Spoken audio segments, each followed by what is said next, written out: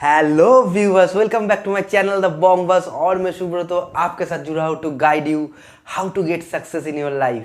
I believe gaining knowledge and execution is only way to get success. So let's start to the topic. तो guys, आज का जो topic है वो है how you can do financial planning with low income. So basically हम लोग since childhood सब बोलते हैं कि you should be a good doctor, कोई अच्छा इंजीनियर बन लो, कोई अच्छा सर्विसमैन बन लो, बिजनेसमैन बन लो, ये सब बोलते हैं, right.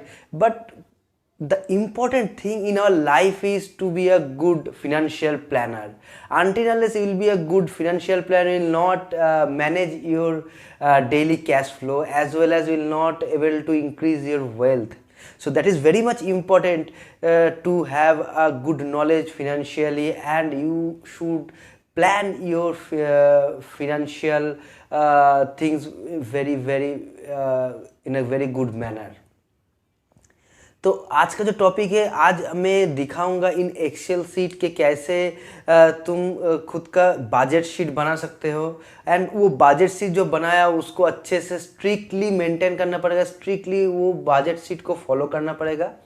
And you have to invest the money, remaining savings जो है उसको इन्वेस्टमेंट करना पड़ेगा। तो ये चीज़ दिखाएंगे। बेसिकली अगर तुम इन्वेस्टमेंट में जोर नहीं दोगे, अगर तुम इन्वेस्टमेंट नहीं करोगे, then at the end of 5 years और 4 years जब तुम्हारा शादी होगा और बहुत इमरजेंसी केसेस के लिए भी तुमको तब लोन में ही ज़िंदगी बिताना पड़ेगा। दैट इज़ वेरी पैथेटिक कि हम लोग लोन में अपना ज़िंदगी ख़त्म कर दे। And the same thing is happened with me कि मेरा भी बहुत बड़ा लोन आ गया था लाइफ में। But yeah now it is quite stable, I am in stable position quite. So ये सब एक्सपीरियंस मैं चाहता हूँ कि आप लोगों के साथ शेयर करें, so that you will not face the same problem as I have faced. So चलो चलते हैं एक्सेल शीट में। और हाँ, वीडियो का एंड में मैं टिप्स भी दूंगा कि कैसे तुम तुम्हारा इन्वेस्टमेंट कर सकते हो, कैसे जो इन्वेस्टमेंट का जो चीज़ है कि इन्वेस्टमेंट कैसे तुम इसमें स्ट्रिक्ट रह सकते हो, तो वो टिप्स भी मैं दूंगा। ठीक है, तो चलो चलते हैं एक्सेल शीट में। तो ये एक्सेल शीट में तुम देख सकते हो कि the topic how to do financial planning with low income, जहाँ पे मैं पकड़ के चलता हूँ कि जब तुम जॉब में एंटर करोगे तो सैलरी बहुत ही कम रहता है। पकड़ के चलता हूँ कि मंथली तुम्हारा सैलरी है 15K और जिसका ईयरली होता है 1,80,000 ईयरली पर एनम। तो जो 15K है वो 15K से मैं पकड़ के चलता हूँ कि हाउस रेंट के लिए तुमको देना पड़ता है 4,000।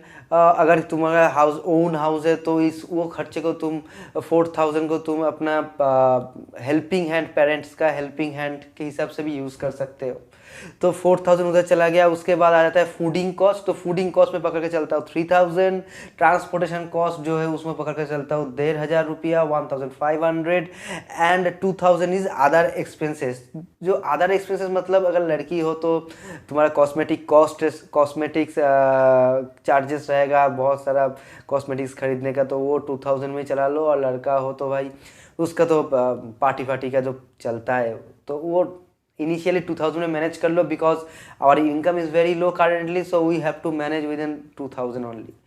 उसके बाद आ जाता है इमरजेंसी रिजर्व। इमरजेंसी रिजर्व क्या है कि हम लोगों का basically as per the rules के तुम्हारा जो टोटल एक्सपेंसेस है मंथली, उसको 3 times तुम्हारे पास रिजर्व में रहना चाहिए। अगर 12,000 मेरा मंथली एक्सपेंसेस है तो उसके लिए क्या रहना चाहिए, हम लोगों को रहना चाहिए 36,000 रिजर्व 3 साल का। बट इनिशियली हम लोग पकड़ के चलते हैं कि 10% करके ही हम लोग सेविंग्स करेंगे, तो उधर चला गया मेरा 1,500। तो टोटल ये करके मेरा टोटल एक्सपेंसेस आ जाता है 12K। तो 12,000 मेरा टोटल एक्सपेंसेस है एंड मेरा टोटल इनकम है 15,000। तो ये जो 3,000 हम लोग सेव किया, इसको हम लोग इन्वेस्टमेंट में प्लान करेंगे। तो इन्वेस्टमेंट में तीनों टाइप का कैटेगरी में बनाया। One is speculation, second is RD and third point is very much important, that is SIP। तो speculation, what does it mean by speculation? Speculation मतलब एग्जाम्पल की तरह से बोल सकते हो कि इंट्राडे ट्रेडिंग जो होता है, तो बेसिकली इंट्राडे ट्रेडिंग जो है ये शॉर्ट टर्म इन्वेस्टमेंट टाइप है, और बेसिकली हम लोग स्टॉक के बारे में उतना देखते नहीं है। मेरा कलीग और रिलेटिव और कोई फ्रेंड बोला तो मैं लगा लिया पैसा, तो स्पेकुलेशन में पैसा लगाना ठीक नहीं है। By the way, as per the rules ये 10% से ज़्यादा हम लोग स्पेकुलेशन लगा नहीं सकते, बट यार 20% में इधर रख दिया। तो स्पेकुलेशन में मेरा 20% टोटल सेविंग्स के ऊपर 600 होता है, तो 600 तुम स्पेकुलेशन में खर्चा करो। Second point is RD. RD में तो इंटरेस्ट बहुत ही कम है, मैक्स टू मैक्स तुम इधर रख दिया 7%। बट हाँ, इंडिया में चलता है कि भाई मेरा पैसा सिक्योर है ना, तो इसलिए हम लोग ठीक है 620% जो होता है वो हम लोग आरडी में रख देंगे, और मैक्सिमम रिटर्न उधर से मेरा 7% मिलेगा, और मेरा मैच्योरिटी में 5 साल रख दिया। And a third important thing is SIP. SIP means the power of compounding. तो I'll take you through another topic power of compounding, वो मैं बाद में बोलूँगा, नेक्स्ट वीडियो में मैं वो डिस्कस करेंगे। तो इनिशियली ये समझ लो कि SIP जो है वो कंपाउंडिंग का जो टर्मिनोलॉजी है, जो मेथोडोलॉजी है, उसको फॉलो करता है। एंड SIP ऐसा चीज़ है कि जहाँ से तुम मैक्सिमम रिटर्न गेन कर सकते हो, तो SIP हमेशा करना चाहिए। एंड इसका मिनिमम में रिटर्न 12% ही पकड़ के रखा हूँ, ठीक है।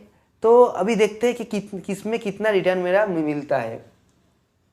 तो बेसिकली अगर देखें कि जैसे बोला स्पेकुलेशन के लिए मेरे पास तो उतना आइडिया नहीं है, उनको लॉस भी कर सकते हो, प्रॉफिट भी कर सकते हो, किसी को पता नहीं, that is why I have highlighted with red marks. But speculation के लिए मैं उतना रिटर्न मुझे समझ में नहीं आता है, क्योंकि जो बोला ये लाख के ऊपर डिपेंड करता है, तो स्पेकुलेशन को नॉर्मल रखते हैं। उसके बाद आता है आरडी। आरडी में जो है वो मैं 600 करके मंथली में अगर दूंगा तो मेरा ईयरली 7200 में उसके अंदर इन्वेस्ट किया हो, तो 5 साल बाद मेरा रिटर्न आएगा जो 43,157। आउट ऑफ दिस मेरा 7,157 मेरा इंटरेस्ट रहेगा। तो ये है मेरा आरडी जो है recurring deposit. And the last one is SIP। SIP भी मैं 5 साल के लिए रखा हूँ, तो 5 साल में मेरा टोटल इन्वेस्टमेंट कर रहा हूँ 1,08,000, and out of this I will get the interest और रिटर्न 40,475। तो टोटल मुझे जो रिटर्न मिलेगा वो मिलेगा 1,48,475। तो ये मेरा रिटर्न है out for the end of the 5 years. तो अगर तुम 5 साल से ज़्यादा भी रखोगे तो ये इंटरेस्ट और भी बढ़ते जाएगा, ठीक है। तो बेसिकली अगर तुम देखोगे टोटल मेरे स्पेकुलेशन को छोड़ के मैं ऑलमोस्ट 2 लाख में सेविंग्स कर लिया, इन 5 ईयर्स विथ मिनिमम सेविंग्स। क्या होगा, हम लोग स्टार्ट कर लिया अपने माइंड को घुसाने में कि भाई ये इन्वेस्टमेंट जो है इसको करो, तो माइंड धीरे धीरे करके इन्वेस्टमेंट ये जो टर्मिनोलॉजी है वो ले लेगा, and you will be habituated with the investment. And जैसे तुम्हारा इनकम बढ़ेगा वैसे तुम इन्वेस्टमेंट में पैसा बढ़ा सकते हो।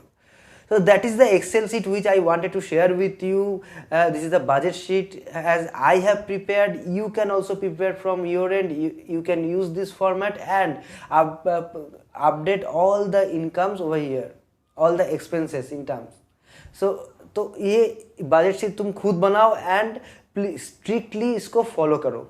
नाउ द टिप्स इज के you should prepare your own balance sheet. तो एक खुद का बैलेंस शीट बना लो जहां पे तुम all the liability what ever you have excuse me, so all the liability whatever you have you should update over there, and all the asset whatever you have you should update over there, so that you can able to identify like what is your financial health, so that you can able to identify and accordingly you can able to take the action।